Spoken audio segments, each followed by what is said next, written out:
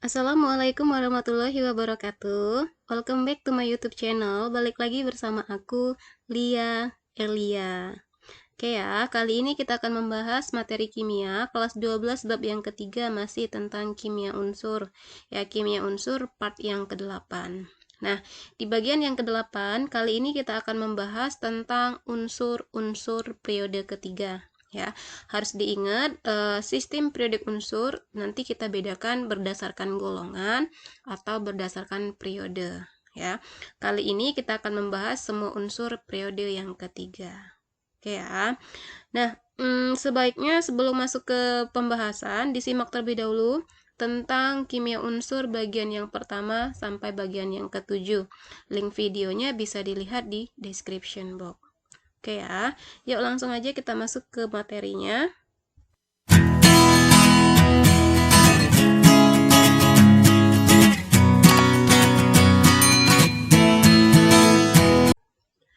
Oke ya, sekarang coba kita lihat untuk unsur periode yang ketiga ya.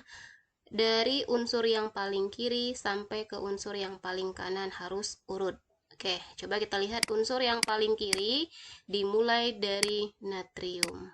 Oke, yang selanjutnya magnesium, aluminium, silikon, fosfor, belerang, klorin, dan satu lagi adalah unsur Ar atau argon ya.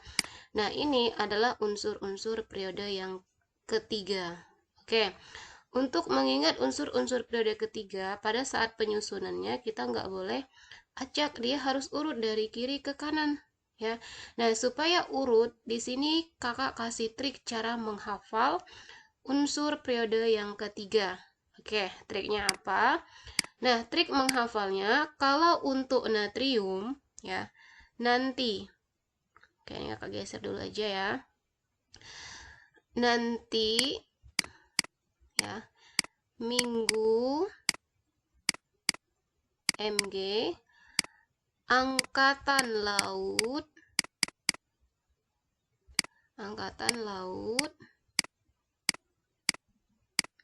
Singapura SI ya, Singapura, pasti P untuk fosfornya, pasti serang untuk S-nya serang, celah Arab. Nah, inilah cara kita menghafal unsur periode yang ketiga biar urut dari kiri ke kanan. Jadi cara mengingatnya, nanti minggu angkatan laut Singapura pasti serang celah Arab. Oke, bisa dipahami ya. Nah, sekarang kita harus tahu juga nomor atom dari unsur periode yang ketiga ya. Dimulai dari yang paling kiri itu nomor atomnya yang paling kecil, dia cuma selisih 1 ke depannya.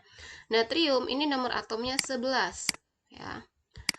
Nomor atom dari natrium 11, magnesium 12, aluminium 13, silikon 14, fosfor 15, belerang 16, klorin 17, argon 18. Oke, inilah unsur-unsur periode yang ketiga urut dari kiri ke kanan. Oke ya. Dari unsur natrium sampai ke aluminium, sifatnya adalah logam, unsur logam ya. Silikon ini unsurnya, untuk silikon ini sifatnya metaloid ya. Oke ya, sedangkan untuk unsur fosfor, belerang, dan klorin itu non-logam, dan Ar merupakan unsur gas mulia. Oke, itu ya.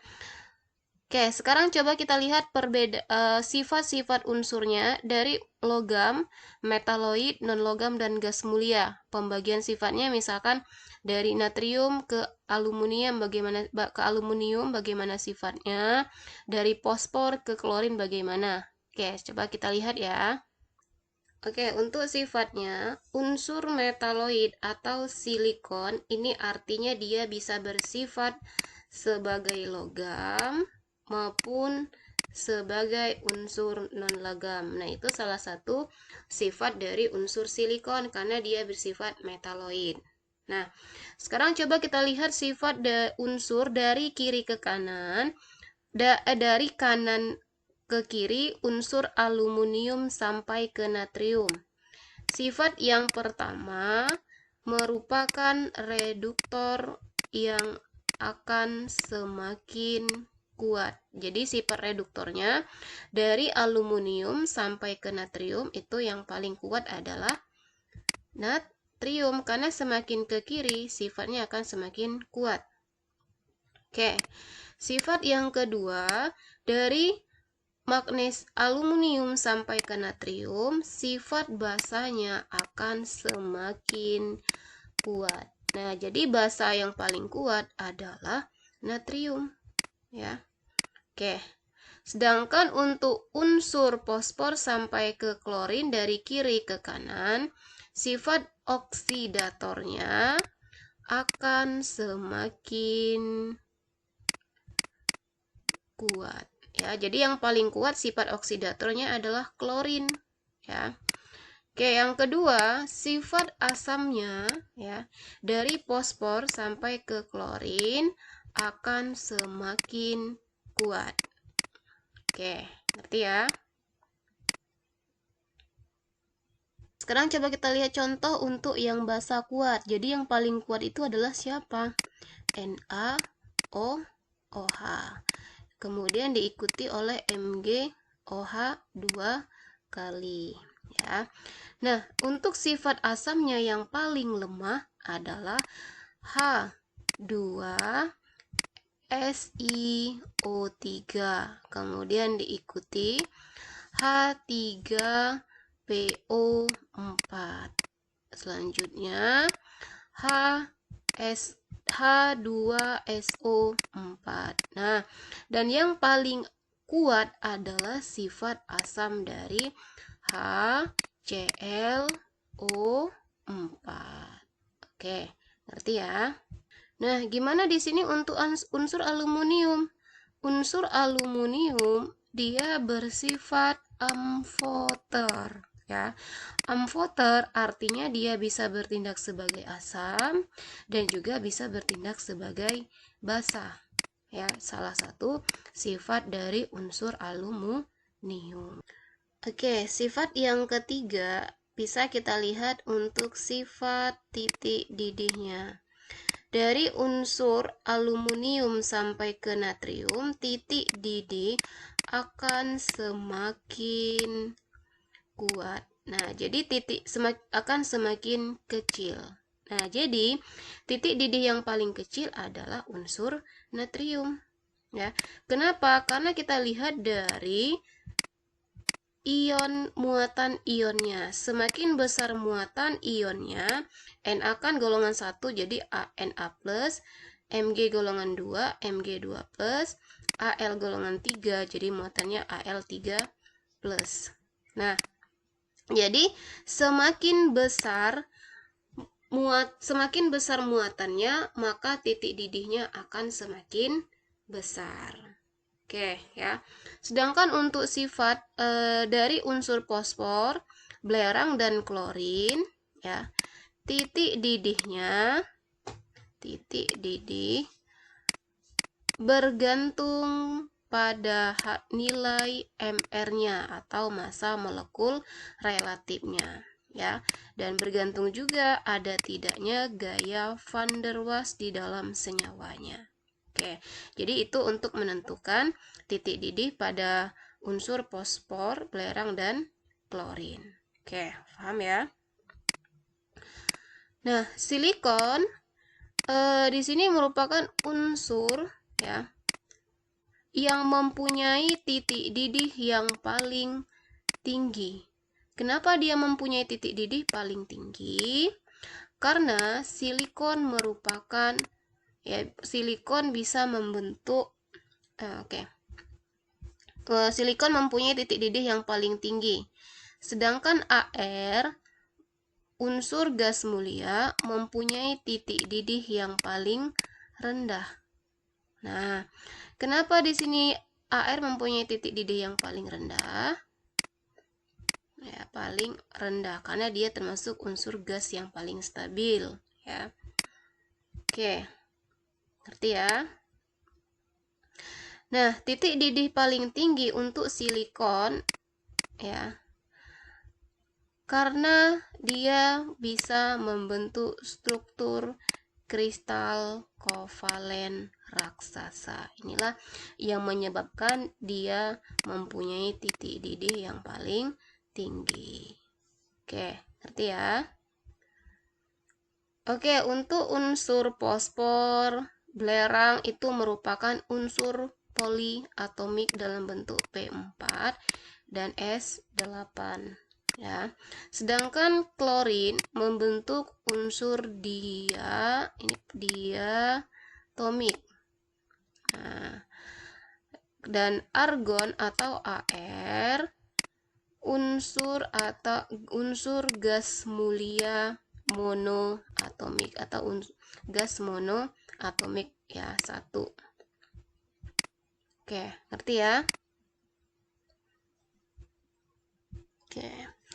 Sedangkan unsur natrium, magnesium, dan aluminium membentuk kristal logam. Oke ya. Nah, oke, sekarang coba kita bahas untuk grafik dari energi ionisasi dari unsur periode ketiga. Oke, aku kita garisin. Oke ya. Nah, ini dari yang paling bawah. Nah, oke.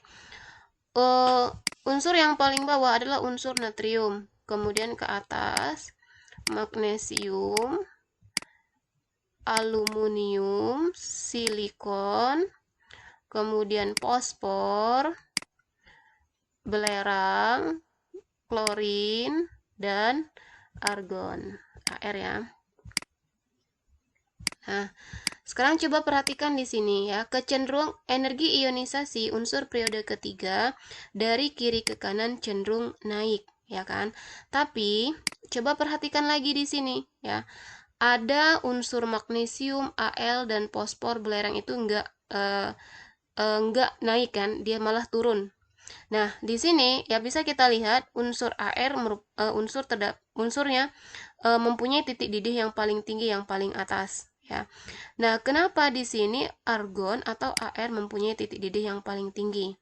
Karena dia termasuk unsur gas mulia yang mempunyai konfigurasi elektron yang stabil, ya. Sehingga energi ionisasinya paling tinggi. Itu penyebabnya ya, karena dia sudah stabil, jadi susah untuk diganggu lagi istilahnya ya. Nah, sedangkan untuk magnesium dan aluminium, dari magnesium ke aluminium dia malah turun. Kenapa dia turun? Sebenarnya ini bisa kita lihat dari konfigurasi elektronnya. Oke, coba kita jawab. Di sini kenapa magnesium mempunyai mempunyai energi ionisasi lebih besar daripada aluminium. Magnesium nomor atomnya 12, aluminium nomor atomnya 13.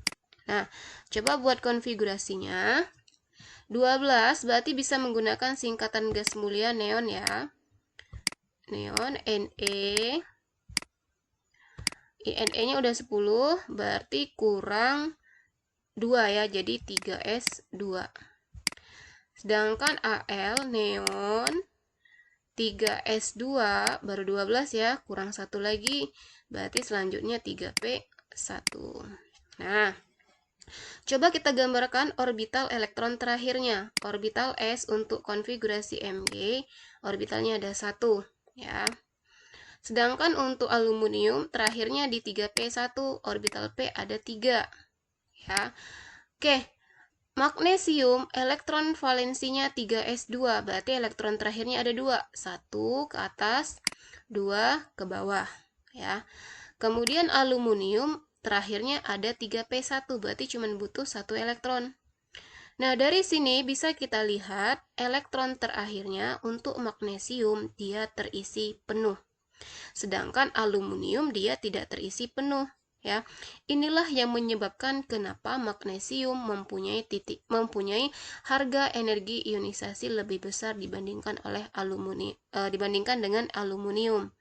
Karena magnesium mempunyai konfigurasi elektron yang sudah penuh sehingga dia bersifat stabil. Oke, ngerti ya? Nah, sekarang coba lihat untuk unsur fosfor dan belerang. Nah, sama ya. Untuk unsur fosfor dan belerang kasusnya sama seperti unsur magnesium dan aluminium. Kita lihat dari konfigurasinya. Fosfor ya.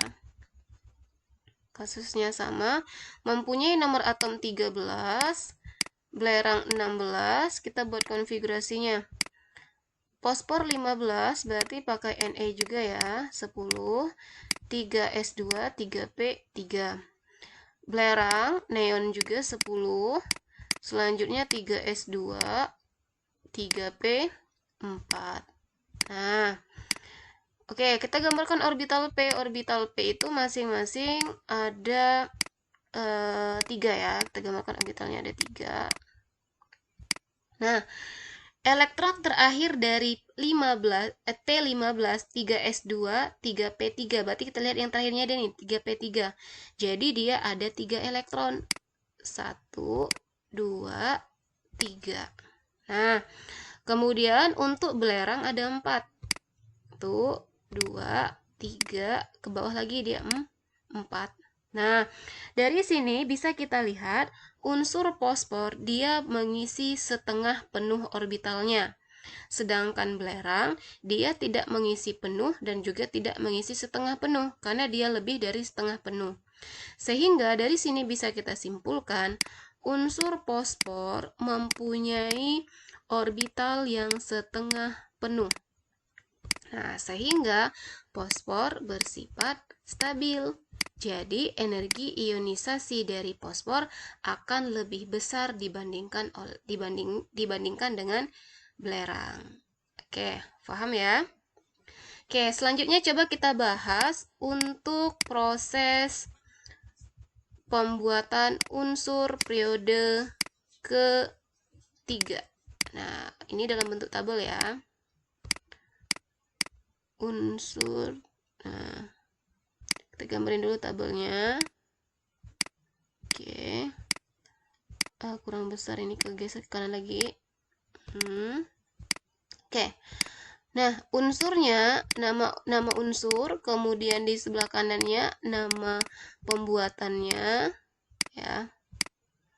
Oke, kita lihat unsur-unsur periode yang ketiga. Ada unsur natrium, magnesium, kemudian aluminium, selanjutnya silikon, fosfor, belerang, klorin ya. Nah, satu lagi kita buat untuk proses pembuatan asam sulfat karena ini sering ditanyakan ya. Oke, nama pembuatan untuk proses pembuatan unsur namanya proses Down.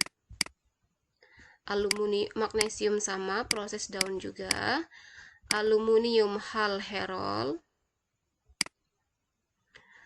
Silikon, proses pembuatannya tanur listrik. Fosfor, proses Wohler. Belerang Fras, klorin deakon, sedangkan proses pembuatan asam sulfat adalah proses kontak. Nah, ini sering juga ya keluar di soal untuk pembahasan unsur periode yang ketiga. Oke, nah sekarang coba kita bahas sedikit lagi tentang kemiripan diagonal. Nah, dari masing-masing unsur periode ketiga ini ada kemiripan diagonal dengan unsur lain. Contoh Li, natrium. Susunannya ya, berilium, magnesium, B, Al, C, dan belerang. Nah, oke, di sini unsur litium mirip dengan magnesium, berilium mirip dengan aluminium, boron mirip dengan silikon. Oke, kita lihat dari segi apa miripnya. Litium dan magnesium mirip ya. Jika dibakar menghasilkan oksida dan nitrida. Oke, tapi contoh reaksinya Li dibakar akan menghasilkan Li2O plus Li3N. Nah, Mg dipanaskan menjadi MgO ditambah Mg3N2.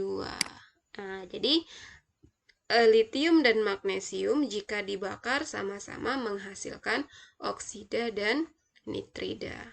Oke, sekarang kalau untuk berilium dan aluminium, kedua unsur ini sama-sama mempunyai sifat amfoter. Ingat, amfoter di awal tadi sudah kakak bahas. Amfoter artinya dia bisa bersifat asam dan juga bisa bersifat basa.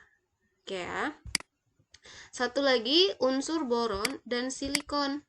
Unsur boron dan silikon mempunyai kemiripan kemiripan diagonal dalam hal metaloid. Jadi kedua unsur ini merupakan unsur yang sifatnya metaloid.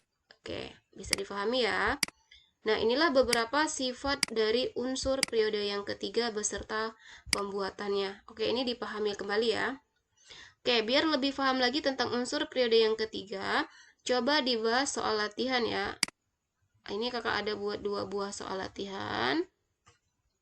Oke, coba kita bahas soal latihan. Ya, nomor 1.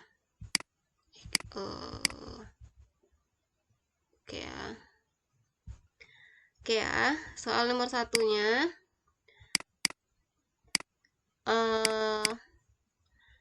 4 unsur periode 3 yaitu fosfor, magnesium, klorin, dan natrium. Oke ya. Urutan unsur